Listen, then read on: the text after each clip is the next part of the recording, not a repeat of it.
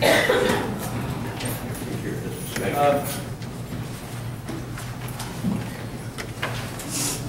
want to thank everybody for coming out this evening, all of our visitors and guests. As you together, Mayor Mask is down again this evening, and he apologizes for the last minute. He will be back with us shortly. Anybody else? Thank y'all for coming out. We're going to move on. We have minutes approved for the last meeting, September the 4th of 2012. Motion. Motion been made, second, we approve the minutes as written, I presume. Okay. All those in favor, please signify with the usual voting sign.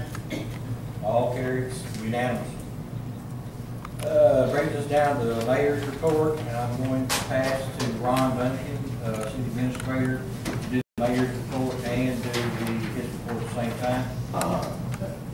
Mr. Mayor Pro Tem, Council, and guests, the mayor just wanted to talk a little bit about the first annual Houston County First Responders Benefit. I see Ms. Keys here tonight. Cindy Keys and Debbie Clendenin came and approached, just said, hey, they're gonna try to kick off an annual event. And would you like to say a few words, Cindy? I would. Thank you, sir. We are going to be doing, it's our first annual. We hope to do it each year. It's a 100% to benefit the first responders of Houston County. We're going to take the proceeds and we'll divide it between each department, fire department, police department. We're going to have games, auctions, silent and live.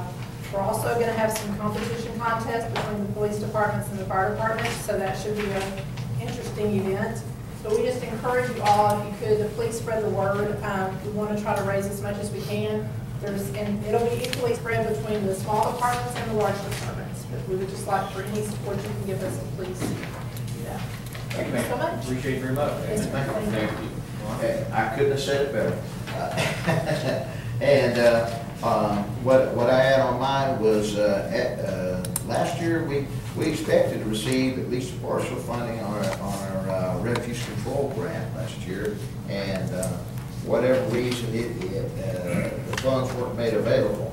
Last week at the DETCOG meeting, the DETCOG board did in fact approve awarding the city of Crockett some of that money. The amount to be announced, but the fact that they would go back and actually try to make it well, something that was promised, was a good thing. And we'll have more on that at a later date, but they should be actually restore some of that money that we expected to have. That's all I have, Mr. Mayor. One question. What day did, I may have missed it, what day did y'all shoot for? October the 13th. And that is on the flyer in your packet right after the minutes. All right, thank you. Any other questions for Ron? All right, we're going to move on now to item number 6 on the agenda. Police Department Manpower and Criminal Incident Report for September. Chief McCutcheon. Council, Pro Tem, City Administrator. Police Department activities in September 2012. Total manpower remained the same at 15, with 4 reserve officers and 2 part-time paid officers. Total manpower was 2,424 hours worked. The department responded to 468 calls. There were 26 arrests made, 84 traffic citations were issued, 105 offense or incident reports were generated.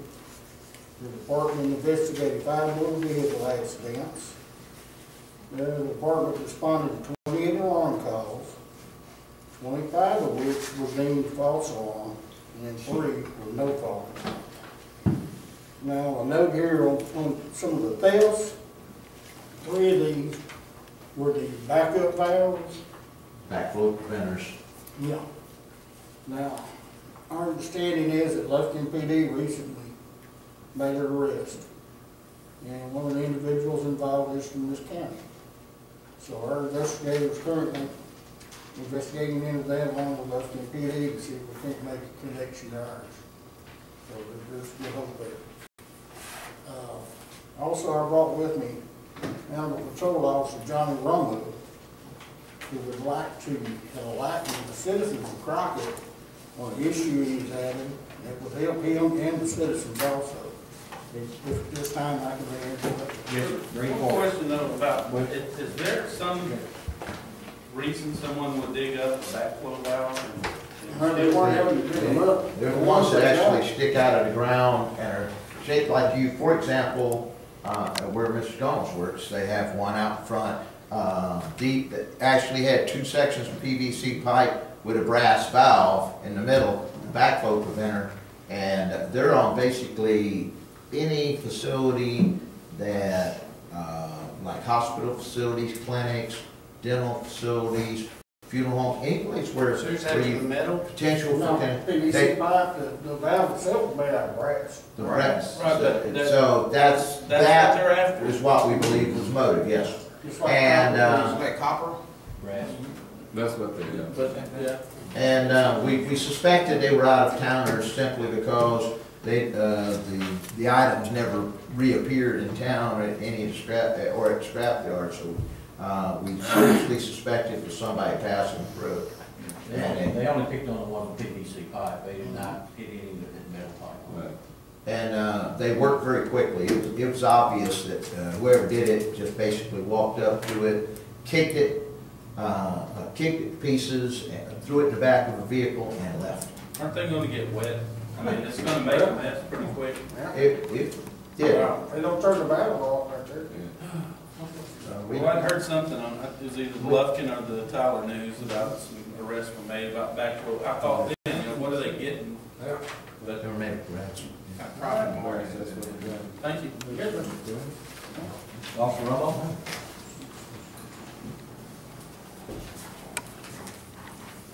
Mr. Holcomb, what I wanted to address to the city council here, sir, is the fact that the department's been getting a lot of calls, Chief McKay and some of the other supervisors, in reference to the cat problem that we're having here in the city.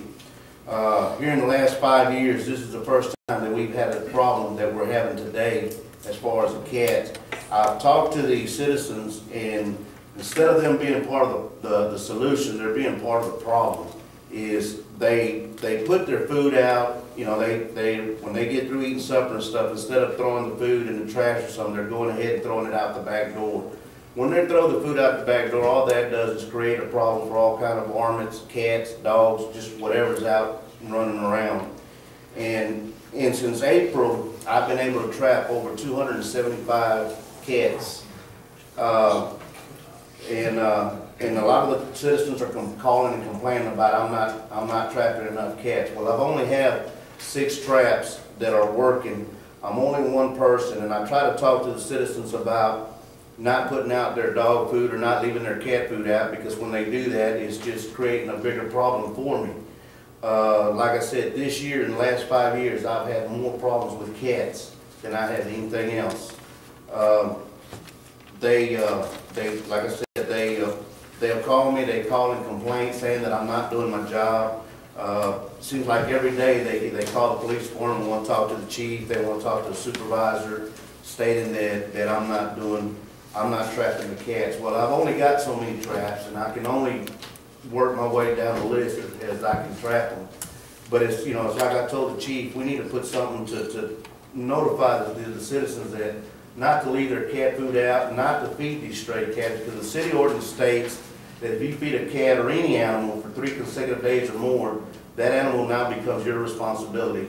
And when I address that to them, they always tell me that it's not their cat, it's not their dog, it's you know, and I tell them that what the city ordinance states, but once again, they tell me that it's not. Well, I can't prove that they've been doing it for 3 days. I can't prove that it's there, so therefore I have no choice but to pick the dog up. But like I said, they are part of the problem when they're leaving out food.